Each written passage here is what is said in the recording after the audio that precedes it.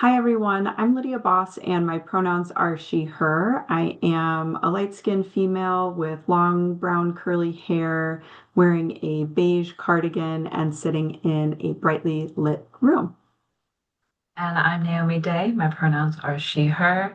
I am wearing a pink sweater and I have shoulder length dark hair, and I am also sitting in a brightly lit room.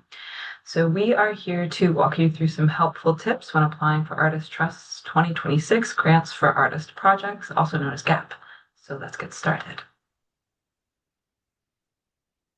2026 GAP grants are unrestricted project-based grants of $2,500 awarded to 65 artists working in all disciplines across Washington state. Funding can be used for a variety of things related to your project, which can be in progress. It can also be used as support to start a new project. For example, this grant can be used for artist fees, materials, equipment, space rentals, travel, marketing, and more. The funding is unrestricted, which means you are not beholden to what you have proposed if you are awarded a grant. We also will not require a report at any time if you are awarded a grant. In terms of the timeline, this is our GAP application process timeline. The application is open May 18th to June 22nd, and it closes at midnight. The panel will review all eligible applications in July and August. The panel will meet and nominate recipients in late August. The board will approve panel nominations in September, after which the recipients will be notified, and we will publicly announce the winners in October. So, here are the eligibility requirements for all artists working in any discipline. You must be 18 years of age or older, a Washington State resident at the time of the application and payment, and an individual artist or artist team who are the originators of their own original artwork. Students 2021 to 2025 GAP recipients, previous recipients of the Arts Innovator Award or the James W. Ray Distinguished Artist Award, artists who have already received another Artist Trust grant in 2026, and those applying on behalf of a company, nonprofit, organization, or community group are not eligible to apply. Panelists will review each application based on the following criteria: artistic excellence, clarity of vision and project, and the potential impact the award would have on the artist's life. In terms of the panel process, applications are reviewed by panels in 4 different disciplinary categories: visual, literary, performing, and media.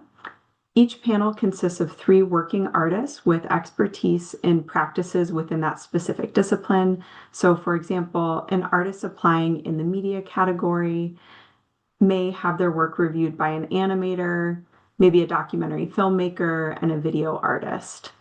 Panels will nominate 65 recipients and are encouraged to highlight a range of disciplines and practices. Panelists are also required to review applications through a lens of racial equity, as well as discuss marginalized identities within BIPOC communities. The application materials needed to apply to this year's GAP are a discipline statement, which is 50 words or less, an artist biography, which is 150 words or less, or up to 1.5 minutes of audio or video, a project description, which is 350 words or less, or up to 3 minutes of audio or video. Work samples, the total amount submitted must equal no more than 10, which may not necessarily be how many files you upload, and there are more details about work samples in our guidelines. And an impact statement, which is 150 words or less. In the following slides, we'll go over each application component and give some tips about how to draft a strong application. So for some discipline statement tips, in addition to choosing your disciplinary category, again, that's either literary, media, performing, or visual, which can be seen in the guidelines, you'll be required to include a discipline statement to give more context on your artistic practice. You can use the statement to elaborate. It can be as simple as I am a poet or be more expansive. When drafting the statement, really think about how you want to contextualize your practice for the panel. Thanks, Naomi. So for your artist biography, your biography helps the panelists to really understand a little bit more about who you are as an artist, and it can be written in the first or third person. We encourage you to tell your story and to be authentic. Your biography should address five key elements: who you are, where you're based, your practice, themes that are important to your work, and any accolades or accomplishments related to your artistic career. Save any other information for other application components. As we mentioned earlier, the 2025 GAP, or excuse me, 2026 GAP is a project-based award, meaning that applicants will have to propose a project in their application. And while we do not require a budget within the application or require recipients to report back to us, it's still really important that your project description is clear enough that the panelists can understand the vision behind what you're proposing. So you should really focus on giving specific details about your vision, timeline, intentions, goals, and explain how funding will support your work. The description should be in your own voice and avoid art speak or jargon that's too specific to your discipline. Again, really encouraging you to be clear and concise. Proposed projects can vary in scope, size, and scale, and funded projects can range from a series of poems to a large scale mural or anything in between. Remember, your project description should address five key elements: what the project is, your vision, goals, project timeline, and the impact the funding will have. Projects must take place after November 1st, 2026, or already be in progress. So just some best practices when writing and thinking about your project proposal. We encourage you to provide context about the project, include a timeline, vision, and goals. Keep it authentic to you and your work. Relate to your work samples that you're including in your application or other materials that are included within the overall application. Use active language in the present tense whenever possible. Try to keep it simple if you can. There's no need to poeticize your proposal too much. Just really focus on being direct and clear. I encourage you to write it in the first person and also consider your audience and think about who the panelists are and who will be reading the proposal. Sort of in contrast to that, some things that I would advise you to stay away from. Please try not to use too much art speak or jargon. Keep it simple and try not to overcomplicate things too much. You never want to lie or misrepresent yourself or your work. It's also not necessary to outline your personal history. Again, trying to keep things pretty straightforward and focus on your project. It may be difficult, but try not to tell your audience how they're supposed to feel or interpret the project also. And then related to art speak, I would recommend that you don't get too technical about processes or something that's really niche and specific within your medium. While we do have discipline-specific panels, each panel will still be made up of artists from different practices, and sometimes every person won't know minor specifics related to your medium or practice. So just something to keep in mind. Thanks, Lydia. So, when thinking about submitting your biography or project description in audio or video format, you do have this option if you are interested in submitting in one of these formats. We have some guidelines for you. For audio, it must be clear and easy to hear without any background noise, music, or other voices. It shouldn't be edited with auto-tune, speed, or other manipulation, and it shouldn't include more work samples. For the video, it should be low tech without any filters, edits, scene changes, reels, clips, things like that. The video should be a clear shot of you with nobody else in view. And again, it shouldn't include any extra work samples in the view. For the biography, both audio and video files can be up to 1.5 minutes. For the project description, audio and video files can be up to 3 minutes. And you can refer to the guidelines for more details about how to submit these two components as video or audio files. For work samples, the maximum number of work samples you can include is 10, but this may not be the total number of files you upload. One image is equal to 1 minute of video or audio, or one manuscript page. You can submit up to 10 images, 10 minutes of video or audio, or 10 manuscript pages, or you can submit a combination of these formats. For example, you could submit 2 images, 3 minutes of video, and 5 manuscript pages, and this still equals 10 work samples. For more details, please do review our guidelines. When uploading work samples, definitely lead with your best work and use the best quality of documentation you have available. If you're submitting live or interactive work, use video files. And with each work sample, you can include descriptions to contextualize your work. And you always want to include work samples that reflect your discipline. So, for example, if you work in music, please include music work samples. We are harping on the work samples. They are the most important part of your application, so please consider these deeply.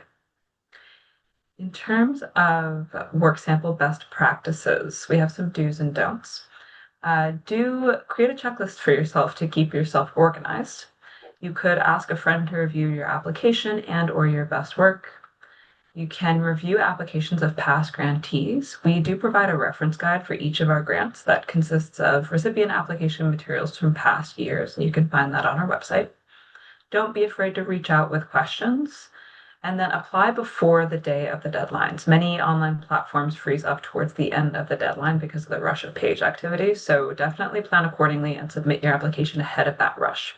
We are not able to accept applications after the deadline, so that is a firm deadline. In terms of don'ts, don't just skim the guidelines, review them a few times over. Don't assume panelists know who you are, your work, or your practice. Really give them enough context to understand all of that. Don't submit one long sample for audio or video. Don't include only images if your work is live action. Don't include work you're not confident in. Really put your best foot forward. Please don't include promotional reels or reviews of your work. Again, you can review our work sample guidelines for more information on this or reach out to us if you have any questions.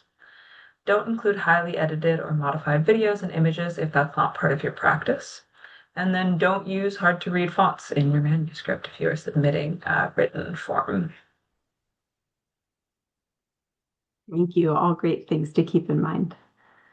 So finally, for the impact statement, your impact statement should really explain how this award will impact the progress of your artistic career or other areas of your life.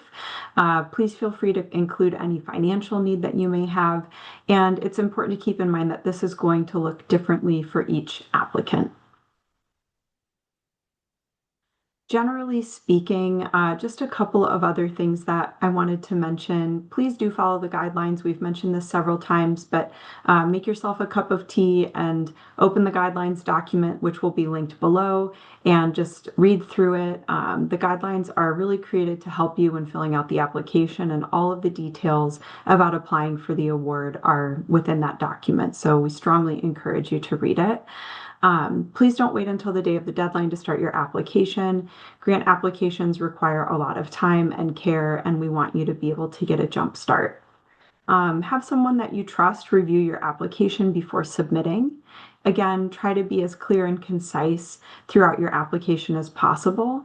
And please also don't include any links anywhere in your application. So we're here to support you as you apply for GAP. We have a number of free support programs and resources that are available. To go through these quickly, office hours are free individual 20-minute appointments with a member of our programs team.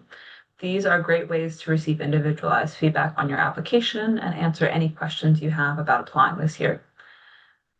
This year, these will be held in person at our office in Capitol Hill in Seattle on Wednesday, June 10th from 10 a.m. to 2 p.m., and then virtually the following Wednesday, June 17th from 10 a.m. to 2 p.m.